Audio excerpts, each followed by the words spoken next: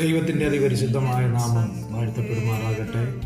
ഈ അനുഗ്രഹിക്കപ്പെട്ട നല്ല പ്രഭാതത്തിനായി ദൈവത്തെ നന്ദിയോടെ സ്തുതിക്കുന്നു. വീണ്ടും ഒരു പ്രഭാതം ദൈവം ദാനമായി തന്നതിനായി ദൈവത്തെ വാഴ്ത്തുന്നു. ആമേൻ. പ്രിയമുള്ളവരെ, ഒരു ദൈവവചനം വായിക്കുന്നു.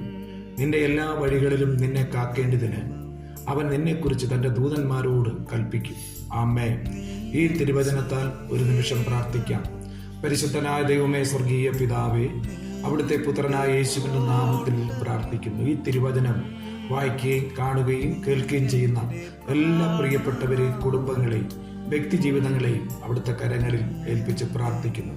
ഈ പ്രഭാതത്തിൽ വായിച്ചു കേട്ട തിരുവചനം പോലെ കർത്താവെ, ഞങ്ങളുടെ എല്ലാ വഴികളിലും ഞങ്ങളെ കാക്കുന്ന ദൈവം, എൻ്റെ ദൂതന്മാരാൽ കർത്താവെ ഞങ്ങളെ കരുതുന്ന, പരിപാലിക്കുന്ന, ഞങ്ങളെ കാത്തു സൂക്ഷിക്കുന്ന ദൈവത്തിൻ്റെ സ്നേഹത്തിനായി നന്ദിയോടെ ദൈവത്തെ സ്തുതിക്കുന്നു.